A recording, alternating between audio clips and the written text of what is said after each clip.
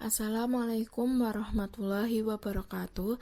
Perkenalkan, kami dari kelompok 9 ingin mempresentasikan hasil diskusi dari kelompok kami tentang harmonisasi versus standarisasi. Dengan anggota saya sendiri Amarta Okta Laila, NPM 1901020061, dan teman saya Aisyah Winda Damayanti, NPM 1901020063. Yang pertama itu ada harmonisasi. Harmonisasi merupakan proses meningkatkan kompatibilitas atau kesesuaian praktik akuntansi dengan menentukan batasan-batasan seberapa besar praktik-praktik tersebut dapat beragam. Standar harmonisasi ini bebas dari konflik logika dan dapat meningkatkan komparabilitas atau daya banding informasi keuangan yang berasal dari berbagai negara. Demikian juga halnya dengan pelaporan keuangan dan standar akuntansi.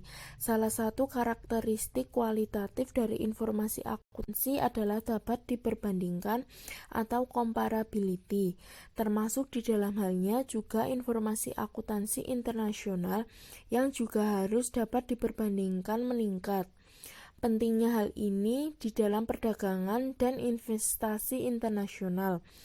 Dalam hal ini ingin diperoleh full comparability yang berlaku secara internasional. Diperlukan standarisasi standar akuntansi internasional. Harmonisasi akuntansi di sini mencakup 3 hal. Yang pertama itu ada standar akuntansi yang berkaitan dengan pengukuran dan pengungkapan. Yang kedua, ada pengungkapan yang dibuat oleh perusahaan-perusahaan publik terkait dengan penawaran surat berharga dan pencatatan pada bursa efek. Dan yang ketiga, standar audit survei harmonisasi internasional. Yang selanjutnya ada manfaat dari harmonisasi. Di sini ada 3 macam keuntungan atau manfaat dari harmonisasi. Yang pertama, bagi banyak negara, belum terdapat suatu standar kodifikasi akuntansi dan audit yang memadai. Standar yang diakui secara internasional tidak hanya mengurai biaya penyiapan untuk negara-negara tersebut, melainkan juga memungkinkan mereka dengan seketika menjadi bagian dari arus utama standar akuntansi yang berlaku secara internasional. Yang kedua adalah internasionalisasi yang berkembang dari perekonomian dunia dan meningkatnya saling ketergantungan dari negara-negara di dalam kaitannya dengan perdagangan dan arus investasi internasional adalah argumentasi yang utama dari adanya suatu bentuk standar akuntansi dan audit yang berlaku secara internasional.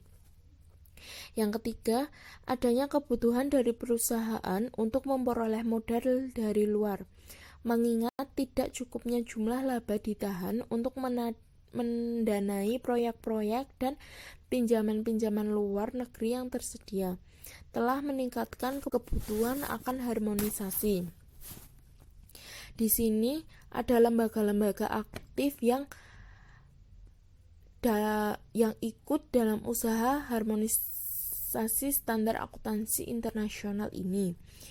Yang pertama itu ada International Accounting Standard Committee, Perserikatan Bangsa-Bangsa, dan Organization of Economic Cooperation and Development.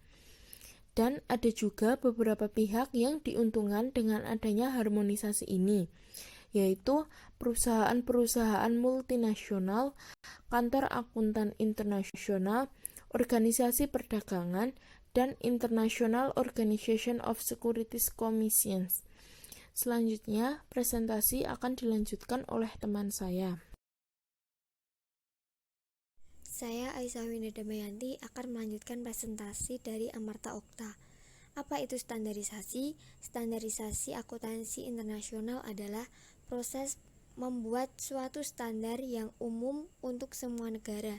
Hal ini berarti setiap negara wajib menerapkan satu standar akuntansi internasional tanpa mempertimbangkan perbedaan faktor-faktor yang ada pada setiap negara.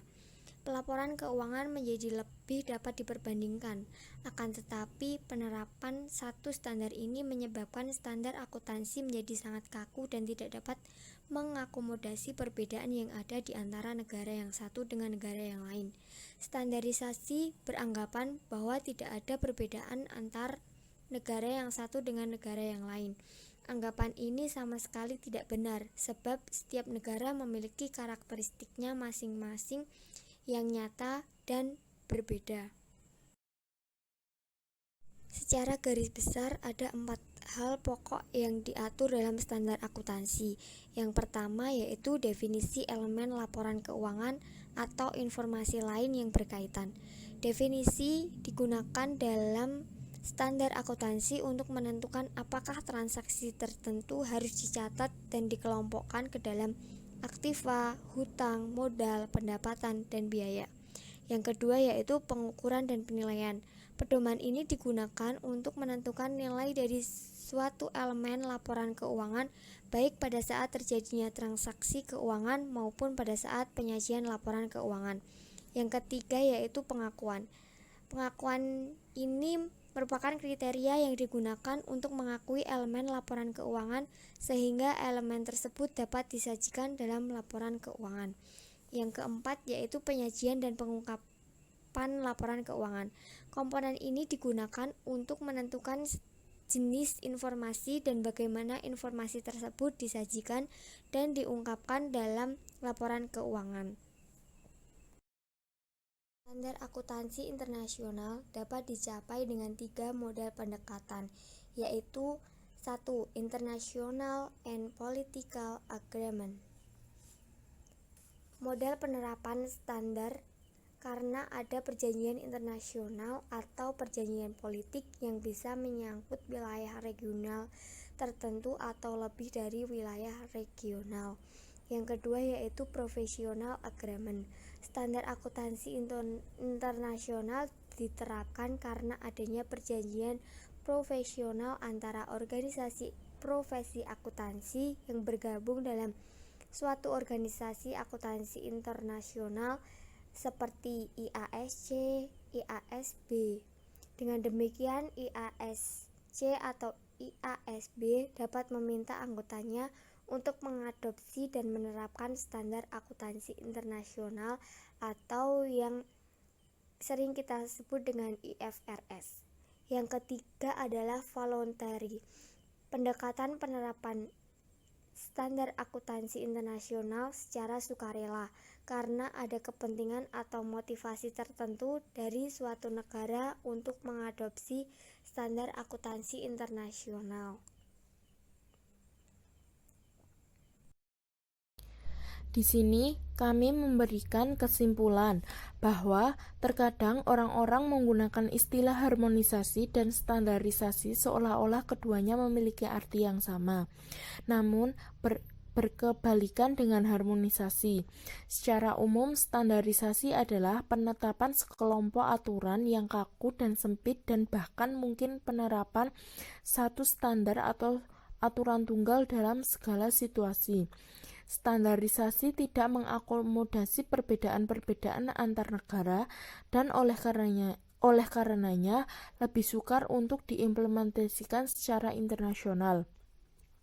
Sedangkan harmonisasi jauh lebih fleksibel dan terbuka, tidak menggunakan pendekatan satu ukuran untuk semua, tetapi mengakomodasi beberapa perbedaan dan telah mengalami kemajuan yang signifikan secara internasional dalam beberapa tahun ini.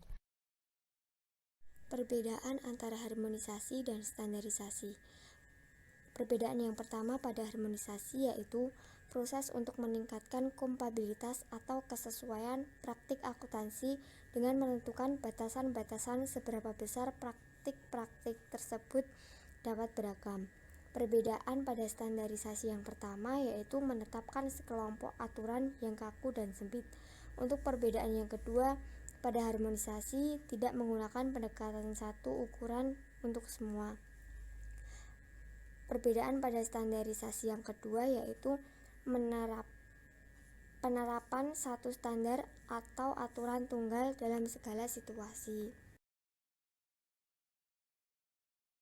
Perbedaan yang ketiga pada harmonisasi yaitu mengakomodasi beberapa perjanjian dan telah mengalami kemajuan yang besar secara internasional dalam tahun-tahun terakhir. Perbedaan yang ketiga pada standarisasi yaitu standarisasi tidak mengakomodasi perbedaan-perbedaan antar negara. Perbedaan yang keempat pada harmonisasi yaitu harmonisasi jauh lebih fleksibel dan terbuka. Perbedaan yang keempat pada standarisasi yaitu lebih sukar untuk diimplementasikan secara internasional. Mungkin cukup sekian presentasi dari kelompok kami. Jika ada salah kata mohon dimaafkan. Wassalamualaikum warahmatullahi wabarakatuh.